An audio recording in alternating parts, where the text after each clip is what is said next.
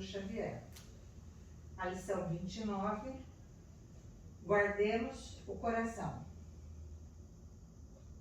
O homem de coração dobre é inconstante em todos os seus caminhos. Tiago, capítulo 1, versículo 8.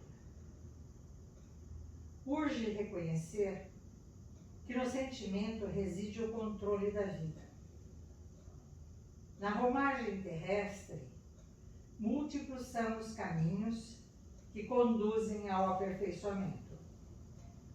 Fartura e escassez, formosura e fealdade, alegria e sofrimento, liberdade e tolimento podem aliciar excelentes possibilidades de realização humana para a espiritualidade superior. O homem de coração dobre, porém, é infiel às bênçãos divinas em todos os setores da luta construtiva. Se recebe talentos da riqueza terrestre, entrega-se comumente às alucinações da vaidade. Se detém os dons da pobreza, liga-se quase sempre aos monstros da inconformação. Se possui belo corpo, dá-se, em via de regra, aos excessos destruidores. Se dispõe de vaso orgânico defeituoso, na maioria dos casos, perde o tempo em desespero inútil. No prazer é incontido, na dor é revoltado. Quando livre, oprime os irmãos, escraviza-os. Quando subalterno, perturba os semelhantes e insinua a indisciplina. O sentimento é o santuário da criatura. Sem luz aí dentro, é impossível refletir a paz luminosa que flui incessantemente de cima.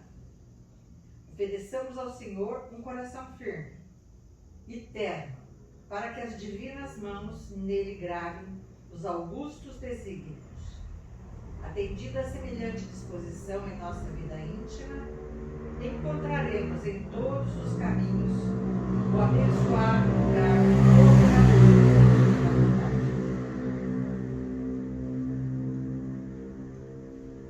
Senhor Jesus, mais uma vez nos reunimos em Teu nome para os estudos da doutrina espírita, em especial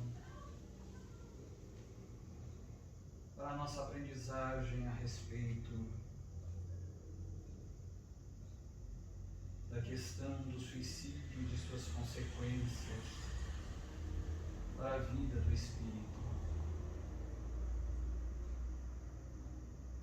E assim então pedimos, Mestre, que nos abençoes nesta tarefa e que permitas aos bons espíritos conosco estarem, ajudando-nos no entendimento das lições, fortalecendo a nossa coragem, a nossa fé, a nossa esperança, nos desafios que ainda iremos enfrentar em nossa existência. E sobretudo, Mestre, a Ti rogamos que nos ajudes também a aperfeiçoarmos os recursos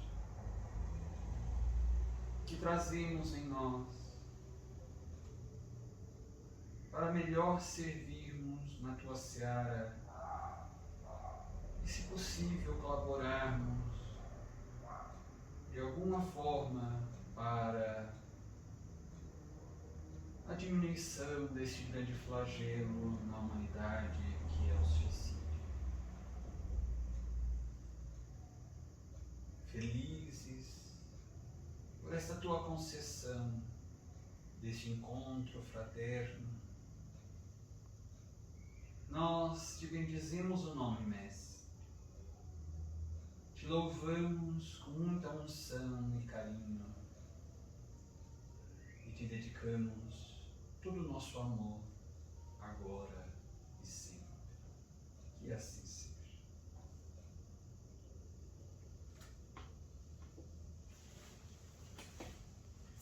Vamos continuar os nossos estudos.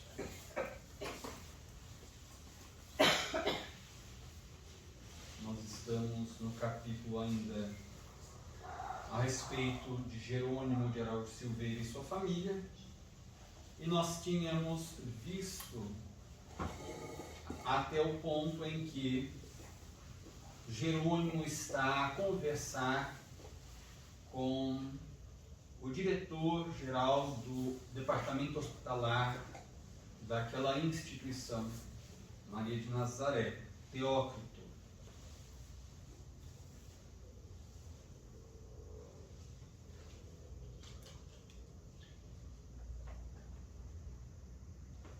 E daí então, nós lembramos que teve aquele momento de grande surpresa para Jerônimo diante daquele benfeitor espiritual, de grande autoridade moral, e a sua compostura, a sua qualidade realmente moral e espiritual que o assustou verdadeiramente, a ponto de ele ter como primeiro impulso sair correndo da sala. E depois ele insistiu na sua petição, né, na sua, inclusive, indisciplina e mesmo revolta ante os dispositivos do regimento, do estatuto que regulava as atividades daquela instituição. E daí nós tínhamos a colocação do benfeitor Teócrito, no seguinte sentido: ele pede que Jerônimo, embora ele compreendesse perfeitamente a angústia de Jerônimo, mencionando que ele também já tinha muitas reencarnações na Terra, já tinha sido pai também, portanto, tinha em si aqui este sentimento paterno, sabia quanto doía permanecer distante dos familiares queridos, sem ter notícias, mas ele argumentava com muita sensatez que era necessário que Jerônimo sofreasse os seus impulsos e meditasse melhor, aguardasse um pouco mais, que ele teria sim notícias dos seus familiares, mas que ele aguardasse o tempo propício para estar preparado para receber essas notícias, e que também ele teria inclusive a oportunidade de visitá-los, mas quando ele estivesse também devidamente preparado para enfrentar a realidade que ele encontraria na Terra, com certa tranquilidade e com já algum recurso, inclusive para oferecer algum auxílio, algum conforto aos familiares, ainda que pela via da intuição, das próprias energias. Que tudo isso ocorreria, que não havia dúvidas quanto a isso, mas que ocorreria no tempo adequado para que as coisas caminhassem bem, ou seja, que fosse algo bom para ele, que ele não se prejudicasse com essa antecipação dos fatos, das ocorrências, e que ele tivesse condições também para, quando chegasse o momento de visitar os familiares, as pessoas queridas na Terra, ele tivesse algo bom para oferecer, não apenas perturbação. Claro, ele coloca aqui em outras palavras, mas o sentido era exatamente isso. Ele diz assim: sofrei um pouco mais os impulsos do teu caráter, meu Jerônimo. Aprende a dominar emoções. Notemos aqui mais uma vez a necessidade, o destaque para a necessidade de nós educarmos as nossas emoções. Agora, essa educação, se nós não a fazemos na Terra, podemos fazê-la depois de desencarnados no mundo espiritual? Sim, podemos iniciar essa educação, mas é sempre muito mais difícil.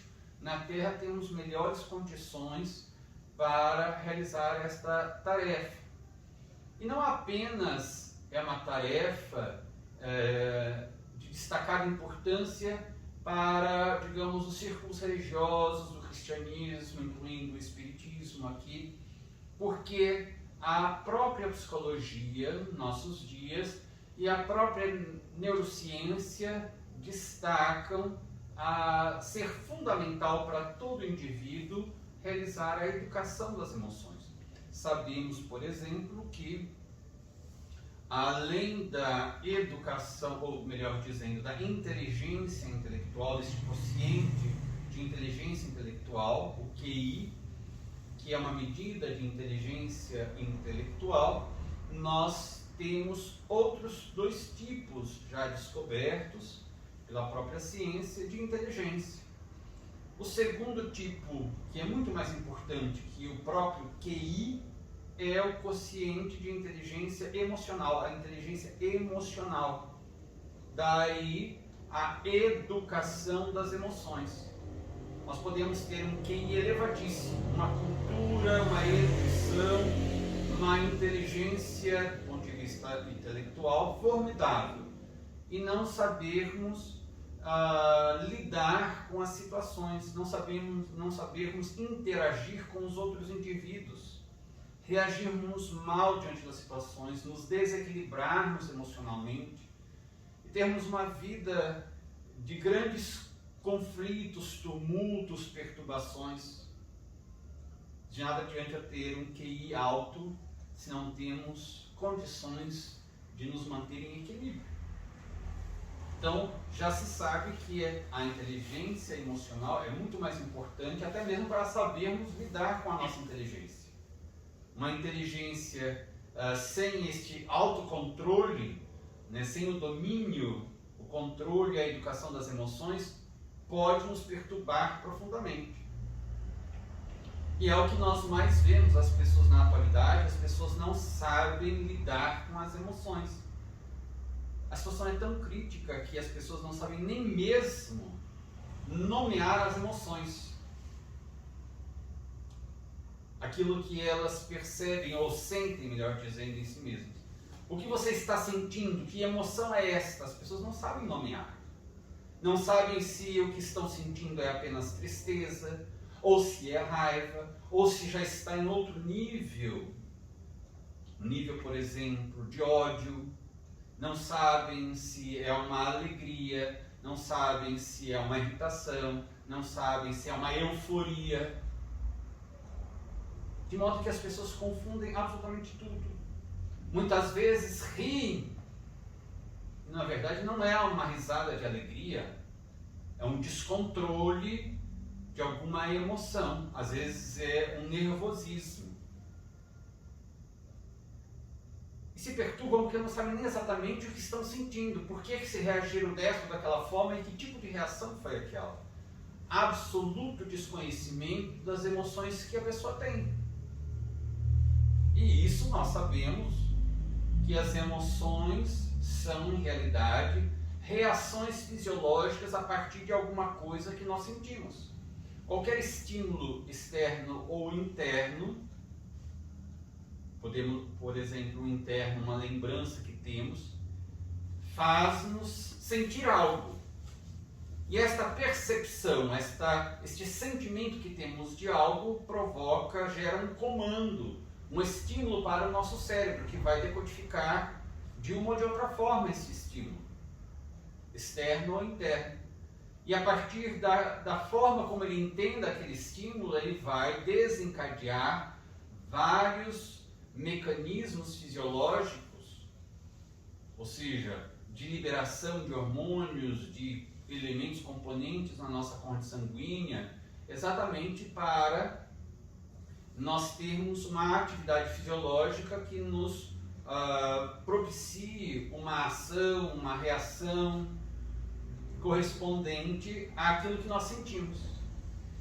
Uma emoção de medo, se eu sinto medo, eu tenho, portanto, uma emoção de medo, ou seja, meu cérebro vai produzir, fazer o corpo secretar determinados hormônios, determinados componentes que vão gerar várias reações fisiológicas, aumento de batimento cardíaco, portanto, aumento do nosso pulso, dilatação das pupilas, vai preparar o nosso corpo para a situação de defesa ou ataque, para que a gente possa sair correndo.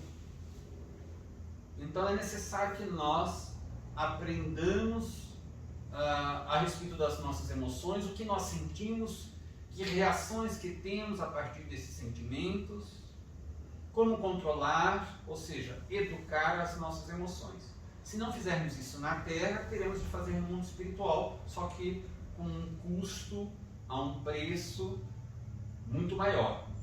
Isto é, com maiores dificuldades, porque sem o casulo, digamos assim, do corpo físico, todas estas sensações, todas as nossas percepções retornam à sua intensidade original, normal. O corpo físico, ele de alguma forma diminui a intensidade de tudo que nós sentimos, pelas suas próprias limitações.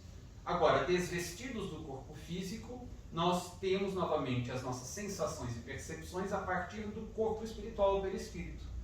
E, portanto, já sem este envoltório grosseiro, bastante limitado que é o corpo físico, todas as percepções e sensações do espírito voltam à sua intensidade original, ou seja, muito mais intensas.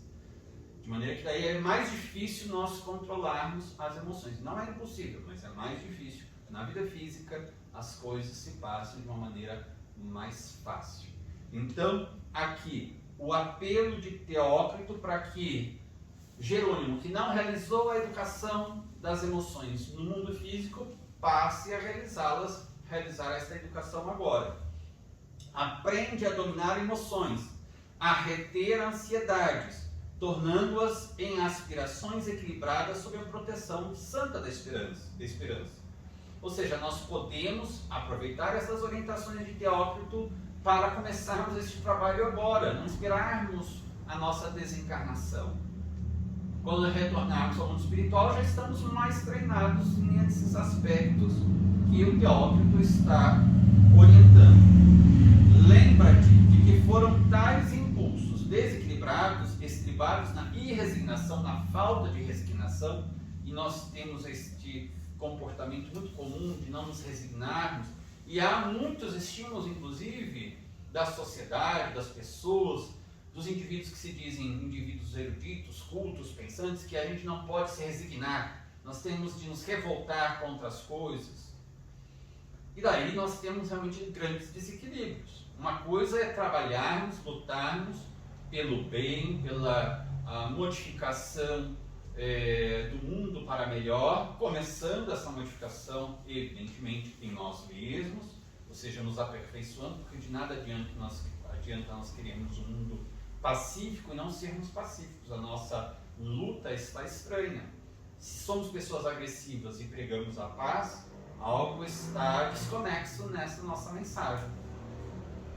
Então ele diz assim: na impaciência e no desconchavo do senso moral, do equilíbrio, que te arremessaram à violência do suicídio. Ou seja, você já caiu num grande fosso, teve uma enorme queda por esse tipo de comportamento. Você vai insistir nesse tipo de comportamento, nesse tipo de conduta? Vai permitir novamente que estes vícios morais perturbem a sua marcha? Verás sim teus filhos, porém a teu próprio benefício peço que concordes em adiar o projeto e mira para daqui a alguns poucos meses. Veja, apenas alguns meses, quando estiveres mais bem preparado para enfrentar as consequências que se precipitaram após o teu desordenado gesto. E daí ele faz uma outra solicitação, que ele se submetesse também, assim como os demais companheiros de quarto, enfermos, aos tratamentos magnéticos, que ele tinha se recusado em razão de ser católico, mas ele era, como nós já vimos, um católico daqueles que são denominados de católicos não praticantes, embora ele tivesse um título de pertencente, associado da Associação da Santíssima Trindade, etc. Novamente a gente vê sempre aqui que no mundo espiritual os títulos nossos, as nossas condições sociais, as nossas etnias, nacionalidades, nada disso importa no mundo espiritual. E ele pede então que ele se submetesse, porque ajudaria muito, inclusive na educação das emoções. lembremos, a questão aqui da nossa experiência física de reencarnados, do ponto de vista técnico, conforme nos ensinam as neurociências, a psicologia, enfim, as emoções são este conjunto de mecanismos fisiológicos desencadeados pelo cérebro a partir de algo que nós sentimos. E nós vamos sentir algo a partir de um estímulo externo ou interno. Então tem a ver com a fisiologia nossa do corpo físico. Mas o perispírito também tem uma fisiologia. É um corpo também de matéria, só de matéria quintessenciada. Nós já estudamos também aqui no curso que tanto o corpo físico quanto o corpo espiritual ou perispírito são compostos da mesma matéria-prima, ou seja, primeira. A matéria original que dá origem ao corpo físico, ao perispírito, a tudo que existe de material no nosso globo terrestre, a todos os fluidos que envolvem o globo terrestre, inclusive o magnetismo, a eletricidade, tudo isso é derivado do fluido cósmico universal. De maneira que tudo, na verdade, é matéria ou tudo é energia em diferentes níveis de condensação, de organização. Ou seja, se ele se submetesse aos tratamentos magnéticos, inclusive com os passes, neste instituto, nesse departamento hospitalar, ele se beneficiaria fisiologicamente, no seu perispírito se beneficiaria muito com isso, auxiliaria a ele estar mais calmo também e facilitaria para ele a educação das emoções, o seu reajuste energético e também o seu reajuste moral. Mas ele não queria. Então aqui outro apelo do Teócrito foi exatamente para que ele tivesse este tratamento magnético.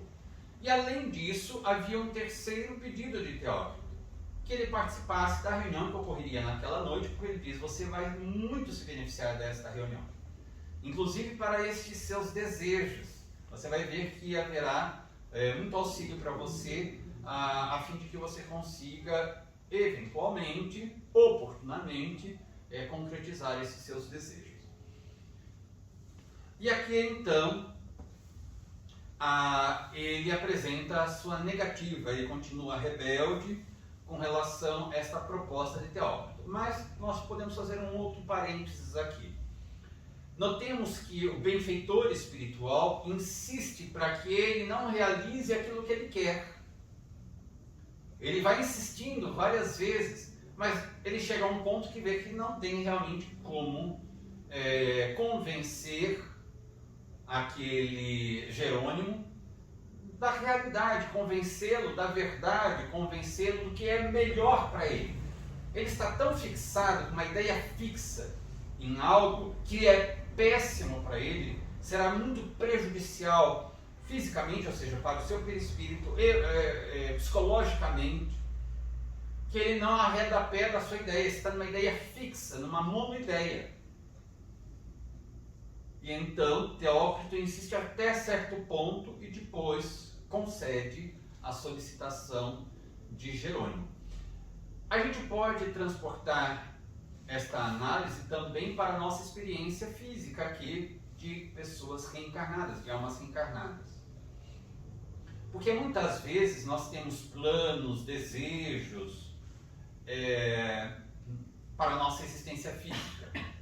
E os benfeitores espirituais, sobretudo o nosso guia espiritual, que sempre é um espírito mais elevado, sabendo de todo o nosso histórico espiritual, das nossas reencarnações, da nossa programação espiritual, o que nós precisamos passar aqui na Terra para o nosso aprendizado, para a nossa aprendizagem, o que pode ser bom, o que pode ser ruim para nós.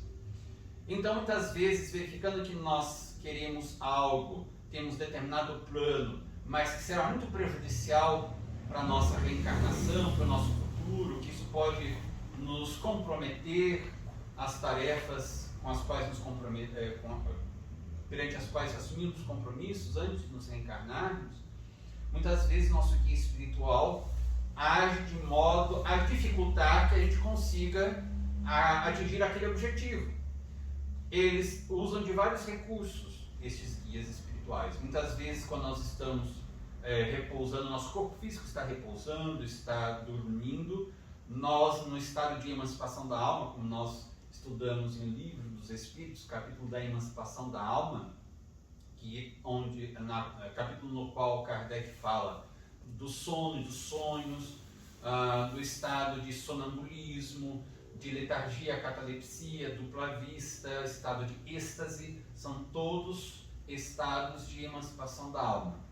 Então, nesse estado de sono e sonhos, em que o nosso corpo físico está repousando, nós nos deslocamos do corpo físico e muitas vezes o nosso guia espiritual, se há condições para isso, ele vem ao nosso encontro para conversar conosco, nos orientar, recordarmos o nosso programa reencarnatório, com o que nós comprometemos, quais as experiências que precisamos passar, quais são os objetivos da nossa reencarnação, para que a gente possa, muitas vezes, abrir mão de determinados desejos, ou planos que estamos fazendo enquanto estamos acordados. São planos que muitas vezes vão nos desviar dos objetivos reais da nossa reencarnação, daquilo com o qual nos comprometemos. E esses desvios podem ser tremendamente danosos para o nosso futuro. Podemos comprometer completamente a nossa reencarnação e daí, alcançando esses objetivos nossos, aos quais estamos buscando, muitas vezes ao desencarnamos com uma situação de completamente frustrados quando nos damos conta de que desperdiçamos a nossa reencarnação. Fomos atrás dos nossos sonhos, das nossas ilusões, dos nossos interesses mundanos, mesquinhos, e desprezamos a oportunidade reencarnatória. Houve toda uma programação, uma preparação com a participação do nosso guia espiritual, de benfeitores espirituais, e desprezamos tudo isso. Isso nos dói profundamente, gera-nos uma frustração, uma sensação de fracasso, uma dor moral e muitas vezes uma grande perturbação no mundo espiritual. De maneira que nosso guia faz o quê? Tenta, além de nos advertir durante esse estado de emancipação da alma, tenta interferir algumas vezes para dificultar a nossa conquista, a conquista daqueles objetivos.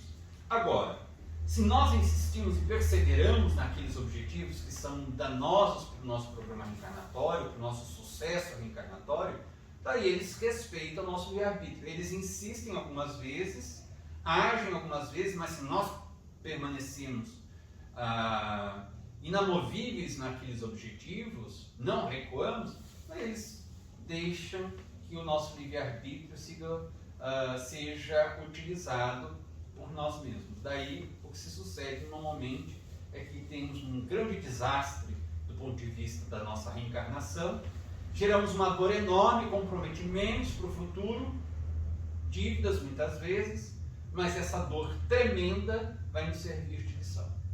Então eles sabem que vai ser desastrosa a nossa reencarnação se seguirmos por aquele caminho. Eles tentam nos demover daqueles objetivos, tentam dificultar que nós prossigamos na busca daqueles objetivos, mas se nós insistimos, eles nos permitem, porque eles têm de respeitar o nosso livre-arbítrio. E sabem que nós vamos dar uma grande cabeçada e vai ser doloroso para a gente. Mas eles também sabem que essa grande dor vai nos ensinar uma lição. Vamos aprender da maneira dolorosa, mais difícil, mas vamos aprender. É exatamente o que se passou aqui com Jerônimo. E é interessante que na sequência Jerônimo, para comover talvez Teócrito, para demonstrar que ele estava fazendo um apelo para o Todo-Poderoso, ele diz assim: ó Deus do céu, Margaredinha, minha caçula, que lá ficou com 7 anos, tão loira e tão linda. Ele faz um apelo comovedor, faz um apelo para o Criador. Ó meu Deus do céu. Ou seja, eu estou já apelando para a última instância, para o Criador, que é quem define tudo. E daí, então, na sequência, de maneira muito curiosa, Teócrito, muito sábia também, Teócrito diz o seguinte: já te lembraste de apelar para a grandeza paternal do Senhor Todo-Poderoso, já que ele fez a evocação de Deus naquele momento, para ele conseguir o objetivo dele, que era um objetivo louco, digamos assim. Teócrito diz: já te lembraste de apelar para a grandeza paternal do Senhor Todo-Poderoso, a fim de obteres valor para a resignação de uma espera muito prudente, que seria a coroada de êxitos. O que ele quer dizer com isso? Em vez de apelar para Deus, para que Deus conceda um capricho seu, uma loucura sua, por que não pede para Deus força para poder resignar-se, para aguardar apenas alguns meses, para que seja tudo corra bem para você e bem para os seus familiares? Mas não deu resultado este apelo, este alerta de Teófilo. E ele insiste: queremos o teu bem-estar, Jerônimo. Daí ele faz uma orientação, mais uma vez, ele recomenda, que também serve para nós.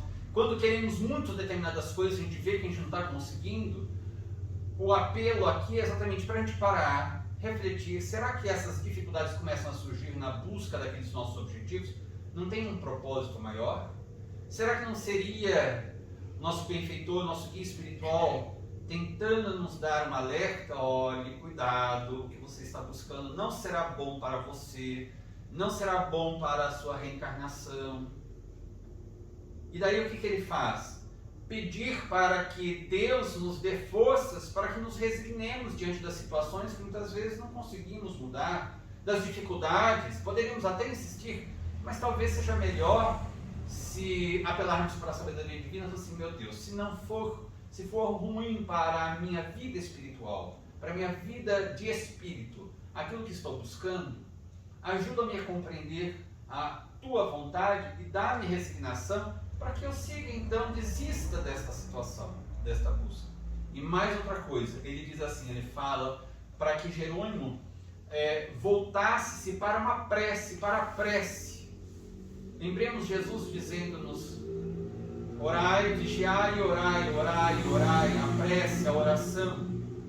E aqui Teófilo então diz assim: volta-te para Maria Santíssima, que é o responsável por tudo. Você é um tutelado de Maria Santíssima. Volta-te para ela, faz uma prece para ela, pede inspiração. É preciso que tenhas boa vontade para te levares ao bem. Pratica a prece, procura comungar com as vibrações superiores, capazes de te animarem a empreendimentos redentores. É indispensável que o faças por livre e espontânea vontade, porque nem te poderíamos obrigar a fazê-lo, nem poderíamos fazê-lo por ti. Renuncia, pois, a esse projeto contraproducente e confia em nossos bons desejos de auxílio e proteção à tua pessoa. Aqui então temos uma outra questão. A questão, além do livre-arbítrio que vai ser respeitado, ou seja, você precisa fazer por você mesmo, é a sua vontade que deve imperar. Mas ele chama a atenção para uma outra questão, a questão que André Luiz trata no livro Mecanismos da Mediunidade, que foi psicografado por Chico Xavier e Valdo Vieira, um livro publicado pela Federação Espírita Brasileira, no qual André Luiz traz-nos o conceito de lei do campo mental, que diz mais ou menos o seguinte: que toda criatura consciente em qualquer parte do universo somente assimilará as energias ou forças a que se afeiçoe.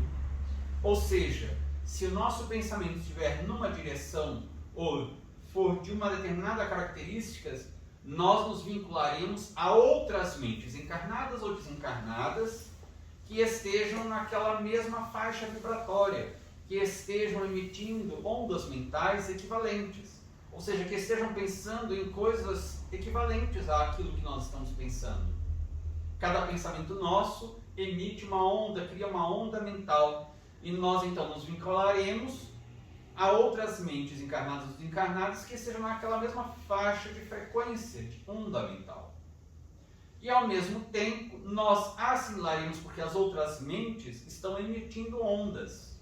Nós assimilaremos as ondas mentais, essas energias que correspondam também à faixa de frequência vibratória em que nossa mente estiver.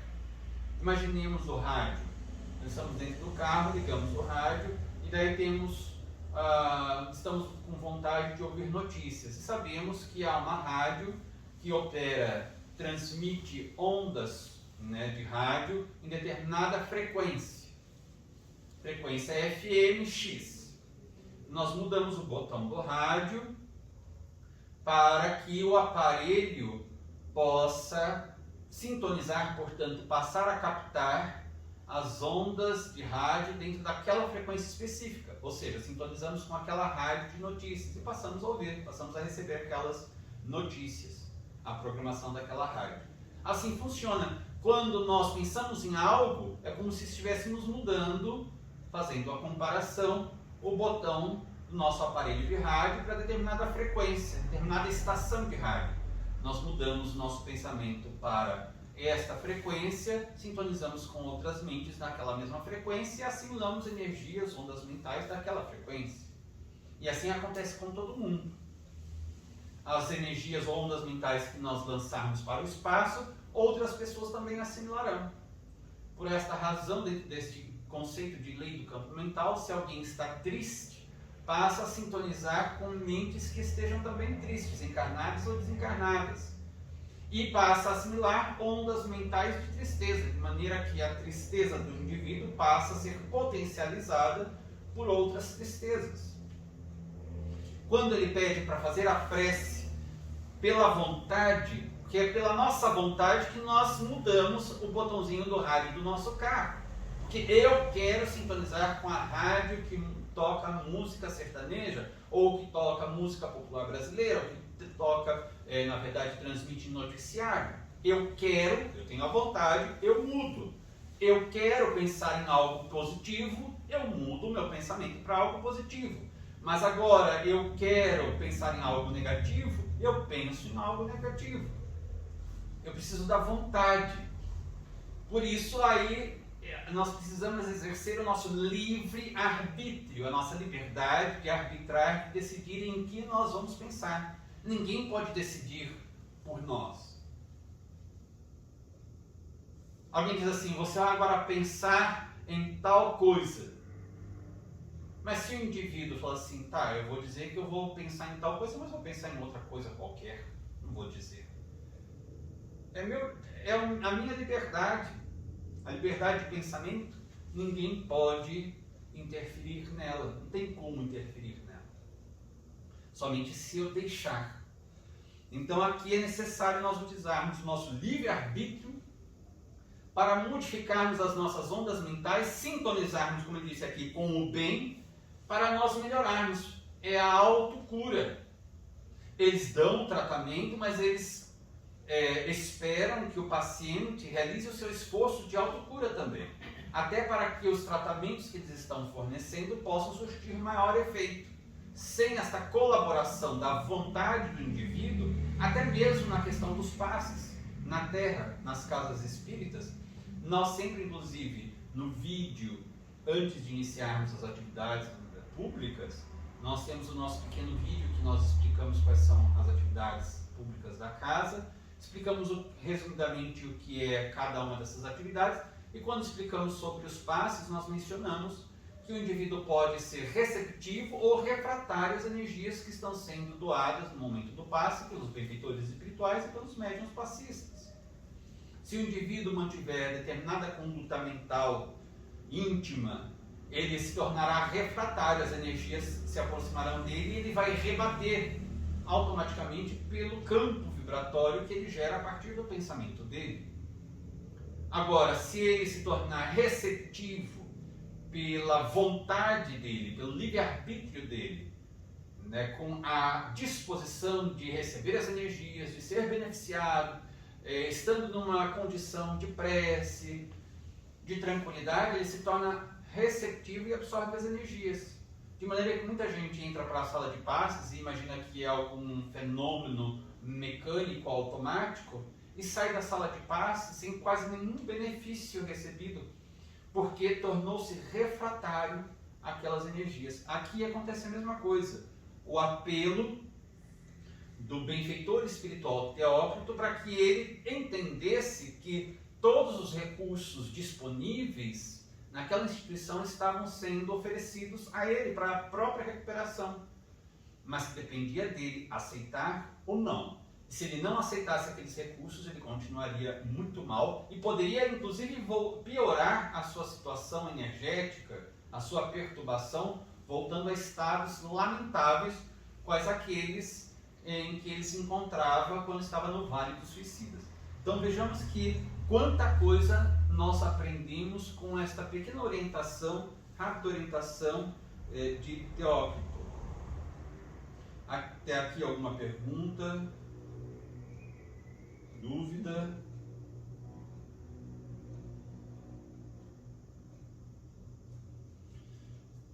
Bom, continuando, ele estava inacessível, ele continua recalcitrante, irredutível na sua proposta. Ele diz assim: eu aceito qualquer coisa, vou me jogar aos pés de vocês, mas só depois que eu conseguir este meu desejo realizado. Daí, inclusive, na sequência, Teócrito diz assim, Camilo diz o seguinte: cumprido o seu dever de conselheiro, Teócrito compreendeu que seria inútil insistir. Contemplou o pupilo desfeito em lágrimas e murmurou tristemente enquanto Romeu abanava a cabeça penalizado. E disse então Teócrito, ele percebeu que seria inútil, ele fez a tentativa dele, apresentando várias vezes argumentos contundentes, profundos, claros, inquestionáveis, mas quando a pessoa está enseguecida, não quer ver. Kardec diz no capítulo das obsessões e no livro dos médiuns, falando a respeito das obsessões por fascinação, que ele diz que são as piores obsessões. Ele diz que depois que as pessoas que se dão conta que o outro está obsidiado, fascinado, fizeram tentativas de abrir os olhos daquele indivíduo, explicar que ele está sob um processo de obsessão por fascinação, se depois dessas tentativas esses indivíduos verificarem que a pessoa está irredutível, ele diz: não há mais nada a fazer senão deixar que a coisa siga o seu curso. Ou seja, ele não está perdido totalmente. Ele vai se perder temporariamente, vai se desastrar certamente nesta reencarnação, vai desencarnar e a dor vai realizar digamos, dentro da sua proposta pedagógica mais drástica, a aprendizagem daquele indivíduo. Ele vai aprender da maneira dolorosa, mas vai aprender. Então Kardec diz: é inútil tentar ficar insistindo muito, porque ele diz: o pior cego, como se sabe, é aquele que não quer ver. Se o indivíduo não quer ver a verdade, não quer ter contato com a realidade, não há nada que se possa fazer nesse momento. Então deve-se aguardar que a dor venha e desperte o indivíduo daquele grande letargo. Então diz aqui Teócrito: afirmas grande verdade, pobre irmão. Sim, só depois encontrarás o caminho da reabilitação. Há índoles que só os duros aguilhões da dor serão bastante poderosos para corrigir, encaminhando-as para o dever. Ainda não sofreste o suficiente para te lembrares de que descendes de um Pai todo misericordioso. Daí ele continua assim, o Teócrito: poderíamos evitar este incidente, impedir a visita e punir-te pela atitude tomada. Não temos aqui a palavra punição, que assusta muitos, até muitos irmãos nossos no movimento espírita dizem que a palavra punição não deveria estar no Evangelho segundo o Espiritismo, por exemplo, não deveria estar na codificação, não deveria estar nas obras espíritas. Há de se ter cuidado, porque o que nós verificamos muitas vezes é que as palavras ao longo do tempo vão perdendo o seu sentido original. Por exemplo, nós estudamos na codificação e no livro dos Espíritos que todos os Espíritos são criados da mesma forma por Deus, isto é, simples e ignorantes. A palavra ignorante é composta de um radical que vem do grego, gnose, conhecimento, e ali nós temos esta partícula de negação, i, que significa, portanto, ignorante, aquele que não tem conhecimento de algo. A ignorância é a falta de conhecimento de algo. O espírito é criado simples e ignorante, isto é, sem conhecimento a respeito das leis de Deus, sem conhecimento de vida. Ele vai começar agora a sua experiência no reino humano, depois de ter estagiado nos reinos inferiores, e, portanto, vai adquirir conhecimento a respeito das leis de Deus, a respeito da vida, enfim. Mas hoje, quando nós usamos a palavra ignorante, é como um insulto. É porque nós desvirtuamos o sentido da palavra. Mas a palavra, se buscarmos no léxico nosso, da língua portuguesa, continua tendo sentido de falta de conhecimento de algo. Pode ter também o sentido de insulto, porque hoje o uso é comum nesse sentido de insulto. Você é um ignorante. Na verdade, falar que é ignorante é que o indivíduo desconhece algo. E muitas vezes normalmente somos ignorantes de uma série de coisas. Não temos o conhecimento de tudo. Nosso conhecimento é muito limitado. O indivíduo que não é médico dificilmente vai ter um conhecimento de medicina. Ele pode ter uma noção disso ou daquilo, muito vaga. Somos leigos em medicina, a não ser os indivíduos que estudaram isso. Somos ignorantes, portanto. Então não é que as palavras estejam erradas, se as pessoas desvirtuaram ou se o sentido foi se modificando ao longo do tempo, é uma outra questão. Mas se o sentido continua existindo no nosso léxico, a palavra está correta. Nós temos o direito penal, o direito das penas. Nós temos, por exemplo, os estudantes de direito vão estudar uma obra clássica do direito, das penas e dos delitos, de Cesare Beccaria.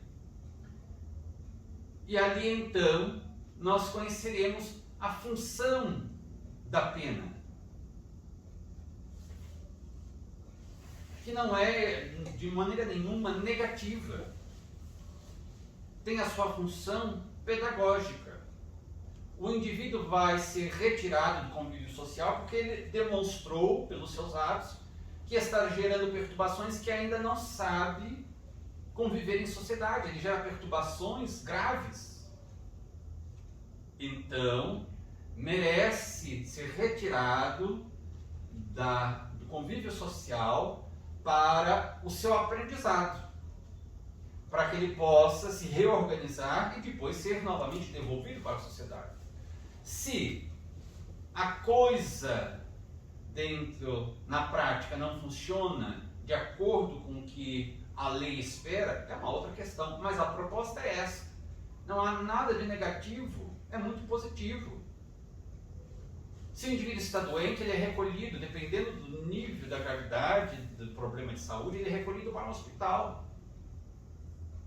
Quando estávamos no período mais crítico da pandemia, nós tivemos então os isolamentos, os chamados lockdowns, para que as pessoas ficassem isoladas nos seus lares, para que a doença não se proliferasse mais ainda. Então há restrições de liberdade em vários momentos quando necessário, e isso é necessário e é positivo, é para o nosso próprio bem. Então quando se fala em punição, na verdade, nós não estamos aqui, de maneira nenhuma, tendo uma atitude, dentro desta colocação aqui de Teócrito, uma atitude negativa. Até porque nós devemos lembrar que estamos numa instituição dirigida por Maria Santíssima, com um amor todo maternal e um espírito elevadíssimo, que é Teócrito. Quando ele diz, poderíamos puni-lo, poderíamos tomar medidas mais drásticas, mais enfáticas, para o seu próprio bem. Os pais não fazem isso? E não devem fazer isso? Não verificamos? A própria psicologia já verificou que se os pais não dão limites, não tomam determinadas medidas, muitas vezes até mais enérgicas, drásticas, na educação dos filhos, eles se desvirtuam. É necessário que estas almas reencarnadas aprendam limites, porque são descontroladas muitas vezes essas almas. De um modo geral, nós que estamos internados no mundo de provas e expiações, somos almas desequilibradas. Então são necessárias medidas punitivas, ou seja, precisamos de certas restrições da nossa liberdade, precisamos de medidas drásticas para que nós possamos aprender. Então é necessário que nós tomemos muito cuidado, porque às vezes as pessoas, nossos confrades do movimento espírita, se empolgam querendo inovar e às vezes não têm nem mesmo conhecimento ou não pararam para refletir em torno daquelas propostas de modificação, de inovação.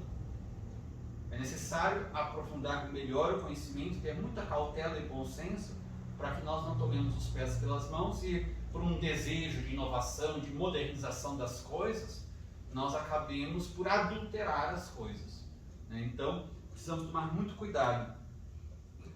Aqui então ele diz assim: poderíamos punir-te pela atitude tomada, ou seja, tomar medidas mais enfáticas, drásticas, para o próprio bem dele e para o próprio bem dos familiares, que a gente vai ver mais tarde.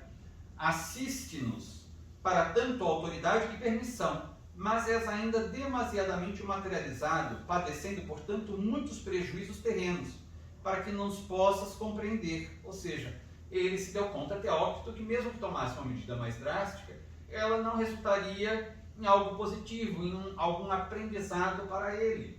Ele continuaria mais rebelde ainda, por causa do estado profundamente de perturbação e de inferioridade daquele espírito. Aliás, nossos métodos são persuasivos e não dominadores. Seriam incompatíveis com uma proibição intransigente, por mais harmonizados com a razão. Contudo, consultarei nossos instrutores do tempo, como é dever em dilemas como o que acabas de criar. Aqui nós verificamos um outro ponto que a Cristiane tinha mencionado na aula passada, ou retrasada, que seria exatamente essa questão da hierarquia, do respeito à hierarquia, mesmo entre espíritos tão nobres como era Teócrito. Ele era o diretor do departamento hospitalar, um espírito muitíssimo nobre e elevado. Mesmo assim, em determinados assuntos, ele consultava os superiores dele. E nós repetimos então algo que nós já tínhamos mencionado. Quando nós estudamos sobre as preces em O Evangelho segundo o Espiritismo, Kardec afirma que as preces dirigidas diretamente a Deus, ele as capta e decide se ele vai conceder o pedido, se são preces petitórias, o pedido ou não. Se são dirigidas aos espíritos superiores, estes as remetem para Deus. Deus decide ou não conceder o pedido. Se decidir, os espíritos superiores, que são encarregados de cumprir e executar a vontade de Deus, concedem então aquele pedido ao indivíduo.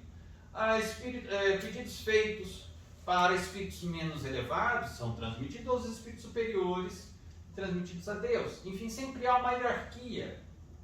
Em qualquer nível da evolução, nós é que, sendo muito arrogantes, muito orgulhosos, muito egoístas, queremos ser aqueles que dominam. Então nós propomos que não deva existir nenhuma hierarquia. Aqui nós não devemos confundir com a hierarquia sacerdotal de determinadas religiões. Não estamos fazendo uma crítica a elas. No Espiritismo não temos essa hierarquia sacerdotal. Mas nós nos submetemos sim aos espíritos superiores. Cada casa espírita tem o seu mentor espiritual, tem a equipe de trabalhadores espirituais, os diretores dos diversos departamentos. Nós nos submetemos a eles, porque eles são muito mais sábios, têm uma visão muito mais ampla da realidade, têm o domínio, por exemplo, nas reuniões mediúnicas.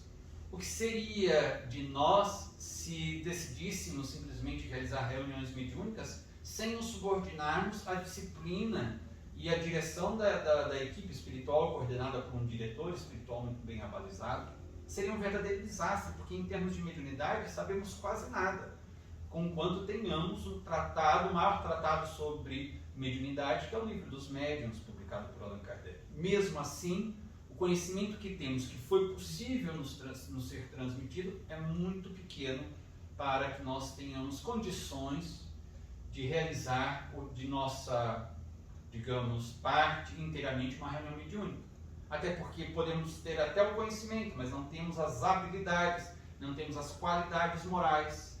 Daí precisamos dos benfeitores espirituais. E para que a reunião possa ser bem sucedida, eles exigem uma disciplina. Porque eles sabem também, assim como na Terra, que qualquer coisa em que todo mundo deseje mandar não dá certo. Vamos realizar uma cirurgia. Ou ainda, o médico cirurgião vai realizar a cirurgia. Ele tem a sua equipe, pode estar assistido por outro médico cirurgião, ou pode ser o único cirurgião daquela atividade, daquela cirurgia. Mas ele vai ter os assistentes, vai ter aqueles que vão passar os instrumentos, vai ter os outros enfermeiros, vai ter o anestesista. É uma equipe, mas é um indivíduo que vai comandar a equipe. Porque imaginemos que todo mundo começasse a dar palpite, vamos fazer isso agora. Não, não vamos fazer isso agora. Agora eu dizia, eu acho que deve fazer isso. Ah, mas então vamos fazer aqui num processo anárquico, ninguém tem hierarquia sobre ninguém, todo mundo decide e o paciente morre na cirurgia. Há de se ter organização, há de se ter disciplina e há de se ter comando em tudo. Em tudo na Terra, todas as experiências da Terra que são bem-sucedidas funcionam assim. Toda vez que nós fugimos deste padrão, nós temos algo que é mal-sucedido. Nós podemos pedir opiniões, consultar as pessoas, mas há de se ter um comando. Então, aqui nós verificamos que isso existe no mundo espiritual em todos os níveis espirituais. Então, novamente, precisamos tomar cuidado, mesmo no movimento espírita, porque nós temos, por nossa inferioridade moral, espiritual, nós temos muita dificuldade de seguir ordens, de sermos comandados, dirigidos, somos rebeldes, não somos resignados, não somos obedientes. E há um texto, já mencionamos também no curso, às sextas-feiras, um texto do Evangelho segundo o Espiritismo, obediência e resignação. Extraordinário, porque se todos os indivíduos desta humanidade terrestre tivessem esta consciência, cada um executasse a sua função muito bem feita, dentro de um padrão de disciplina, o mundo estaria completamente transformado. Mas devido à nossa rebeldia, nós ainda estamos tropeçando muito e engendrando situações calamitosas, trágicas para nós mesmos, porque a humanidade está neste ponto por causa da falta de subordinação, de disciplina, de resignação, de obediência, de padrões morais para a nossa conduta. Então Teócrito sai daquela sala onde estava a confabular então com Jerônimo e onde estava também aquele outro benfeitor que conduziu Jerônimo até aquela sala, vai numa pequena salinha contígua e ali ele faz o intercâmbio com os diretores gerais da instituição, faz a consulta, retorna e diz a Jerônimo que o resultado da consulta foi a concessão, a permissão para que ele fosse à Terra. Daí ele diz assim, que no entanto esta concessão foi com base no livre-arbítrio dele, no respeito ao livre-arbítrio dele, mesmo ele estando já esclarecido que seria algo péssimo, muito ruim para o seu processo de recuperação. Daí ele diz assim,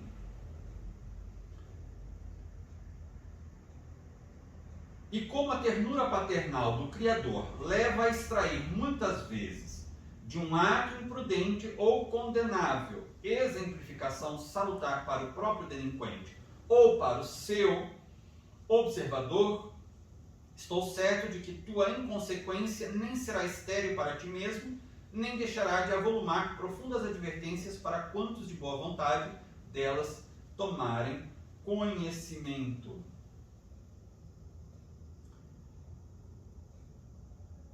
Aqui ele diz então, mais uma vez ele reforça que isso vai ser doloroso para ele, mas que servirá para que ele aprenda. Não vai ser uma, digamos, experiência infrutífera nesse sentido. E por qual razão? Quando estudamos o Livro dos Espíritos, há uma informação lá que os benfeitores espirituais deram a Allan Kardec quando ele questionou onde estaria, já que existe uma lei natural, que é o mesmo que a lei divina, a lei da natureza que rege o universo, ele perguntou: e onde essa lei natural ou lei divina está escrita? E os benfeitores disseram: na consciência de cada um de nós. Portanto, é uma lei de equilíbrio, de harmonia. Toda vez que nós saímos dessa lei de equilíbrio, é como se saíssemos, uma locomotiva saísse dos trilhos. Há acidente, há prejuízos. Para nós, há o nosso desajuste, o nosso desequilíbrio, os tormentos e, por fim, a dor. A dor sempre é o resultado do nosso desvio desta lei divina, ou seja, a nossa infração à lei divina que está na nossa consciência, a agressão que realizamos à nossa própria consciência. E isso nos gera conflito, nos gera culpa, nos gera sofrimento, dor, perturbação, transtornos psicológicos, com possibilidade de degenerarem para transtornos psiquiátricos. Então, por isso que ele diz: não será estéril para ti mesmo, porque vai ser doloroso o que vai te suceder, mas a dor vai te despertar. Finalmente, essa dor terrível vai despertar a tua consciência. Você vai então ter que encarar a realidade. E ele falou assim: vai servir também para os que te acompanharem, porque a gente lembra que os companheiros dele de quarto estavam assistindo tudo por aquele telão.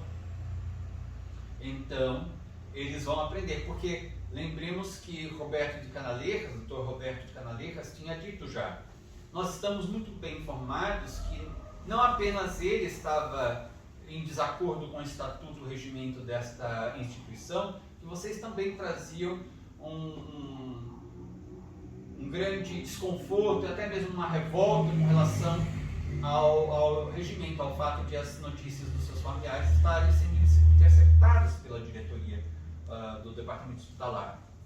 Ele falou então: embora vocês não tenham manifestado esta revolta, essa insatisfação, como ela existe dentro de vocês, vocês vão entender agora a razão por que ela existe. Existe esse dispositivo no regimento. Por que existe essa medida sendo tomada pela direção do departamento hospitalar? Vocês vão entender que realmente é para o vosso próprio bem. E então, por isso que Teócrito disse: vai ser também bom para o aprendizado daqueles que possam te acompanhar nesta jornada. Daí ele diz assim: atenta para uma coisa, Jerônimo, é que deixando de aceitar nossos conselhos e insurgindo de contra os regulamentos deste instituto, cometerás falta cujas consequências recairão sobre ti mesmo. É o exercício do livre-arbítrio. Eu quero, eu vou fazer. Mas aí, pela lei de ação e reação, de causa e efeito, há consequências, há efeitos, há reações. Esta visita será realizada sob tua exclusiva responsabilidade. Não quer? Pode ir, mas sob tua responsabilidade. Não existe permissão para ela. É teu livre-arbítrio que a impõe. Se os descontentamentos daí consequentes exorbitarem das tuas capacidades para o sofrimento, ou seja, se mais tarde você disser assim: olha, não suporto esse sofrimento, está acima do que eu posso suportar, o que conclui aqui Teócrito: dirigirás então as queixas contra ti mesmo, porquanto nossos esforços só se aplicam em dulcificar infortúnios e evitá-los quando desnecessários. Por isso deixamos de fornecer as desejadas notícias pelos meios que dispomos, pois a verdade é que não havia necessidade de te afastares daqui a fim de obtê-las. E daí ele dá as ordens, né? Prepare-no para que siga, satisfaçam-lhe os caprichos sociais terrenos, e ele vai exigir um monte de coisas. Ou seja, mesmo para alguém tão rebelde, todo cuidado que é feito, que é dedicado a ele, porque bem cedo se aborrecerá da terra, que o deixem agir como deseja. A lição será amarga, mas ensejará a mais rápida compreensão e, consequentemente, progresso. Ou seja, veja, ele ainda tem os caprichos sociais terrenos. É importante nós nos desvencilharmos desses caprichos sociais terrenos. O que agrada à sociedade. Nós devemos procurar aquilo que agrada à nossa consciência, portanto, à lei divina. Não o que agrada à sociedade, em nosso próprio prejuízo. Ah, mas todo mundo faz assim. Todo mundo? Não todo mundo. Ah, mas uma grande parte, a maior parte. Mas a gente vê que a maior parte não está bem transtornada. também deseja ficar transtornado? Não. Então não deve fazer como a maior parte, deve fazer como aqueles que fazem aquilo que está de acordo com a lei de Deus e que são equilibrados, estão fluindo de relativa paz, de relativa felicidade, mesmo no meio do caos que o mundo está. Devemos ser inteligentes. A inteligência é feita para ser usada positivamente, em nosso favor, não para nos arremessar contra despenhadeiros. E daí é interessante que aqui o Teócrito diz: bem cedo se aborrecerá da terra, das coisas da terra. Quando Kardec pergunta se os espíritos têm saudades das coisas da terra, claro, ele não está se referindo aos espíritos perturbados, porque esses estão em desequilíbrio, não conseguem raciocinar direito. Mas os espíritos que já têm um certo equilíbrio, não necessariamente elevados, mas um certo equilíbrio, já uma certa consciência, esses não têm saudades de nada da terra. Está na codificação. Eles podem ter saudades, normalmente têm saudades das pessoas, o que é diferente. Mas eles podem, inclusive, encontrar essas pessoas quando essas pessoas encarnadas estão em estado de desdobramento do corpo físico pelo sono. Então, eles podem visitar as pessoas, mas saudades da terra em si, das coisas da terra, não. Eles podem ter boas recordações, o que é diferente. Tenho boas recordações da minha vivência, da minha reencarnação como fulano de tal. Tenho boas recordações daquele país que me recebeu. Sou muito grato àquela nação porque eu pude me reencarnar lá e tive uma boa reencarnação. A gratidão, boas memórias, isso é uma coisa. Agora, saudades, eu gostaria de estar lá. Não, porque no mundo espiritual é tudo muito mais intenso, muito mais harmônico. Nas faixas intermediárias, pelo menos, para aqueles que já têm um certo equilíbrio, uma certa consciência, como nós já mencionamos. Então eles não vão ter saudades. Por isso é que ele diz aqui logo vai se aborrecer, porque é tanto tumulto aqui que é preferível a vida no mundo espiritual. Por isso que normalmente os espíritos reencarnados, ainda que inconscientemente, têm saudade da vida espiritual. Aí sim, porque é uma vida de liberdade, de maior liberdade. O corpo físico nos impõe muitas limitações. É uma vida no cárcere. E daí então há novamente o autor novamente retorna ao que estava ocorrendo dentro do quarto, né? Que ele diz assim, fez uma pausa na sequência da reprodução dos acontecimentos e daí eles viram aquela rebeldia enorme do Jerônimo e ele diz assim, concordaram os enfermos, né, do quarto em atribuir à má educação de Jerônimo desrespeito manifesto aos regulamentos da nobre instituição. E daí os benfeitores se manifestaram, o que é uma coisa bem interessante para que a gente possa refletir inclusive a respeito da educação que nós damos para os nossos filhos, né, para os nossos netos ou sobrinhos, enfim. Porque eles falam assim, má educação desse indivíduo, né, não é um indivíduo educado. E os benfeitores disseram a eles, certamente, a boa educação social auxilia grandemente a adaptação aos ambientes espirituais. Ela não representa, porém, tudo. A boa educação social, a gentileza, digamos, a respeitar determinados códigos sociais. Por exemplo, não fazermos barulho depois de determinada hora da noite, respeitarmos as leis de trânsito, sermos respeitosos no trato com as outras pessoas, não ofendermos as pessoas. Essa boa educação social, que não necessariamente corresponde a valores morais. A pessoa pode manter, digamos, determinado comportamento apenas para parecer que é uma pessoa nobre. Nós não temos os códigos de etiqueta. Às vezes, nos eventos sociais, nas ruas, nos ambientes públicos, a pessoa tem um comportamento aparentando ser uma pessoa muito nobre, muito digna. E quando ninguém está vendo ou dentro da própria casa, tem outro comportamento. Ou seja, significa que ele não tenha realmente valores morais, que não é verdadeiramente nobre do ponto de vista moral, ético. Então, esta boa educação social auxilia grandemente a adaptação aos ambientes sociais, mas não é tudo e não é a mais importante. Os sentimentos depurados, o estado mental harmonizado a princípios elevados, as boas qualidades de caráter e de coração, produzindo a boa educação moral, é que formam o elemento primordial, ou seja, primeiro, mais importante, para uma prometedora situação no além-túmulo, desde que um suicídio não venha anular tal possibilidade. Por isso aqui no Livro dos Espíritos nós encontramos a informação dada pelos benfeitores espirituais Allan Kardec, quando ele pergunta: qual é o meio mais prático de nós conseguirmos nos melhorar desde esta existência, desde agora, e garantirmos uma posição melhor para nós no mundo espiritual? E daí a resposta foi: um sábio da antiguidade, já vos disse, conhece a ti mesmo, se referindo-se a Sócrates, que repetia esta proposição, essa proposta filosófica, psicológica, que ele houvera lido na uma das paredes do templo de Apolo, no santuário de Delfos, na Grécia. E ele usava essa proposta filosófica e psicológica com os seus discípulos, do autoconhecimento. Daí Kardec diz: mas a dificuldade está exatamente em sabermos como realizar este autoconhecimento.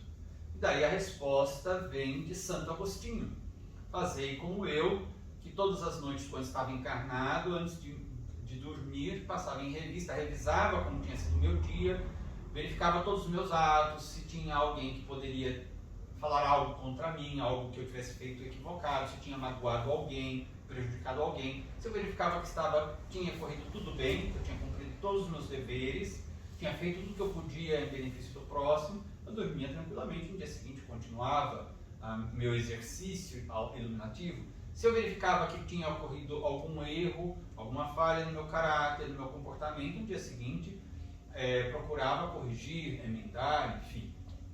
O autoconhecimento. Diariamente fazia esse exercício e propõe-nos que façamos esse exercício diariamente. E então aqui é necessário, portanto, nós verificarmos as nossas qualidades morais. Daí temos um texto de Allan Kardec em O Evangelho segundo o Espiritismo, no capítulo Sede Perfeitos, o homem de bem. Antecedendo a este texto, caracteres da perfeição, depois o homem de bem. E na sequência, os bons espíritas. Kardec faz uma lista de qualidades que, digamos, configurariam o homem, o verdadeiro homem de bem. Ou podemos dizer, já na expressão tão comum nos dias de hoje, em nossa pátria, o cidadão de bem. O que seria o cidadão de bem? O que seria o homem de bem? Kardec, para a lei de Deus, não de acordo com os parâmetros humanos, que são muito, digamos, ruins, mas para a lei de Deus, o que seria o homem de bem ou o cidadão de bem? Lá está uma lista de qualidades morais. E é interessante que, ao final desse texto, Kardec diz: não listamos todas as qualidades morais que adornam o homem verdadeiramente de bem, mas quem já estiver cumprindo várias dessas qualidades, tiver já conquistado várias dessas qualidades, estará certamente no caminho para se tornar um verdadeiro homem de bem. E daí, na sequência, os bons espíritas, ele diz: os bons espíritas cumprem os requisitos do homem de bem. Então aqui está, para que nós tenhamos uma boa condição no mundo espiritual, estejamos bem na vida espiritual depois da nossa desencarnação, é necessário buscarmos as qualidades morais. E se o indivíduo não buscar, não há nenhum problema, porque ele vai passar pela perturbação e vai entender que é necessário conquistar essas qualidades morais, e numa próxima reencarnação vai se esforçar mais para conquistá-las. Aí todos nós chegaremos à perfeição, mais dia, menos dia. Agora, se quisermos ir mais rápido nesse trajeto, precisamos nos empenhar mais. Se não nos perturba o sofrimento resultante dessa nossa inércia, dessa nossa displicência e negligência com as questões espirituais, nossas questões da alma, então não tem problema nenhum nós adiarmos a nossa felicidade, a nossa paz. É uma escolha de cada um, novamente, o livre arbítrio. Daí os internos ali, os enfermos, perguntam, mas não poderia os benfeitores, os diretores aqui, o diretor da casa, impedir que ou evitar que ele passasse por esse sofrimento, arriscando-se, né, mesmo? Não poderiam fornecer logo as notícias que ele tanto quer, evitando que ele se arriscasse? Sim, nós poderíamos fornecer desde que fosse para o bem dele.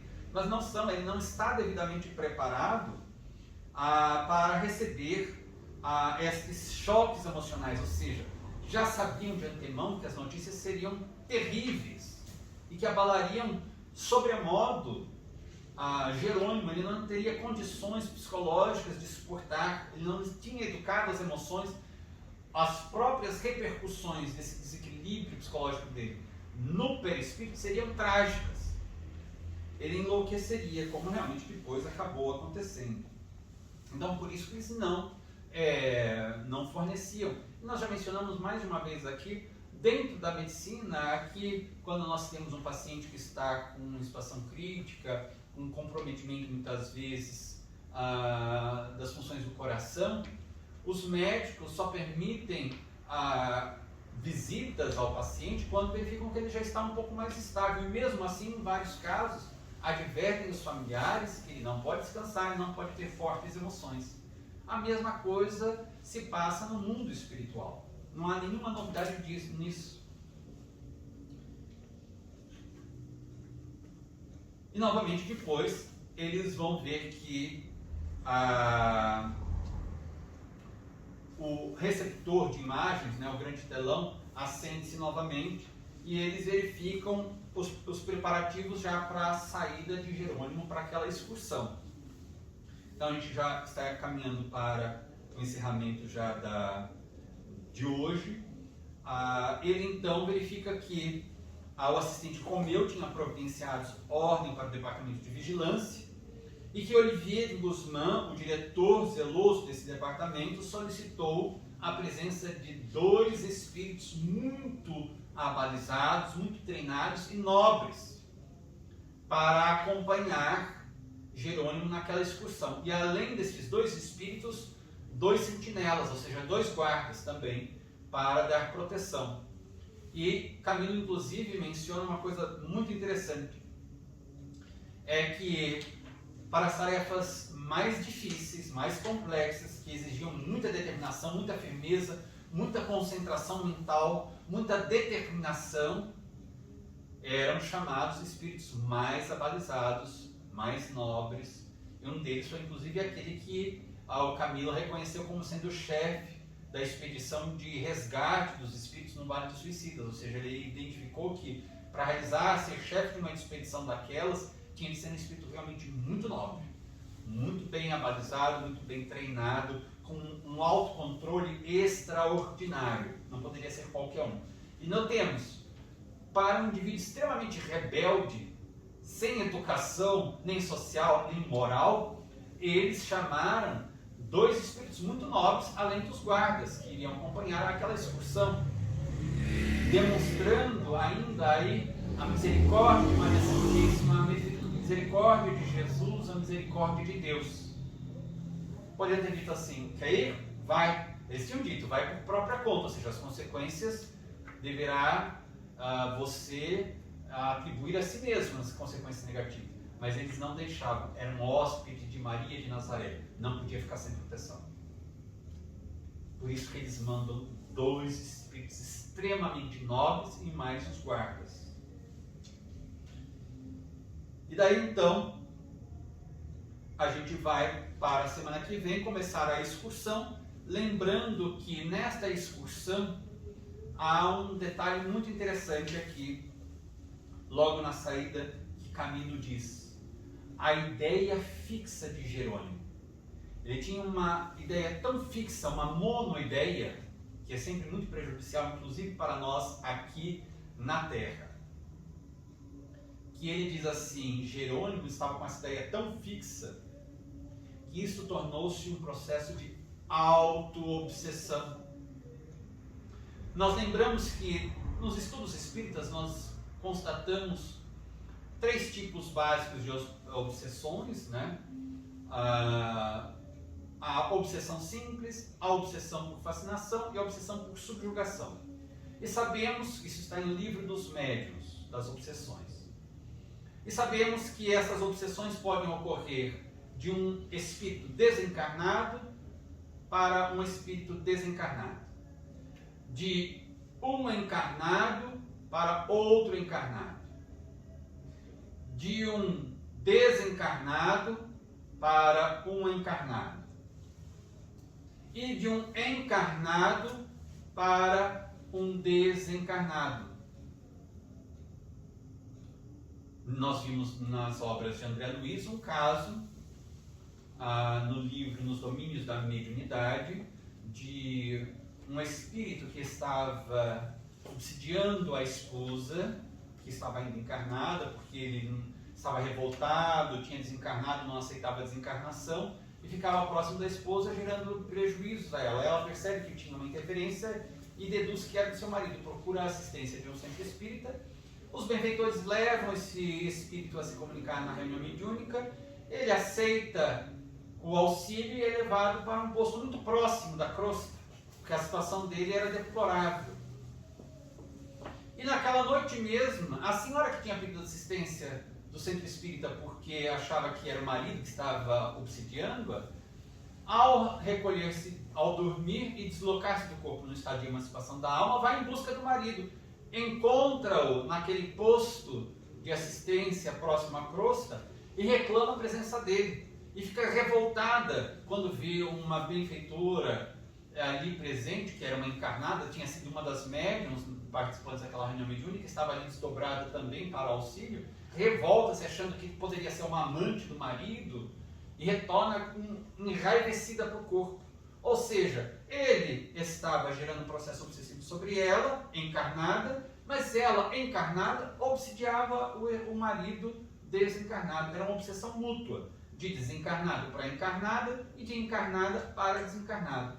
Mas temos um outro tipo de obsessão, que é a auto-obsessão. Era o que acontecia com Jerônimo. Ele estava tão preso naquela ideia, na fixação daquela ideia, e daí nós vamos lembrar que André Luiz menciona a questão dos espíritos ovoides, por causa dessa monoideia, essa fixação numa ideia negativa, perturbadora. E ele então, a ponto de que essa auto-obsessão fazer com que ele se tornasse alheio a tudo que se estava ocorrendo em torno dele próprio. Ele entra no veículo, naquela carruagem que ia levá-los, está na presença dos guardas e dos 2 benfeitores, um deles era Ramiro de Guzmán, e no entanto ele não percebe nem que ele está acompanhado das pessoas, está fixado naquela ideia e mergulhado em si mesmado, em si mesmo, alheio a tudo. Sabe quando a pessoa não percebe nada que está em volta dela, está fixada numa ideia? Às vezes alguém tem que chegar e dar um chacoalhão para a pessoa despertar. Ele estava nesse estado de auto-obsessão. Os fluidos perturbadores e perturbados que ele estava emitindo por a fixação naquela ideia de angústia, de desespero, gerava este entorpecimento dos próprios sentidos. E a gente vai seguir na próxima aula a partir daqui. Daí nós encerramos, porque agora nós vamos acompanhar a excursão dele até Portugal, na crosta, a presença dele junto dos 2 filhos e da esposa, e depois o retorno dele para a colônia. Então, nós encerraremos na próxima semana, e se der tempo, iniciamos já o próximo capítulo. Então, vamos para a nossa encerramento.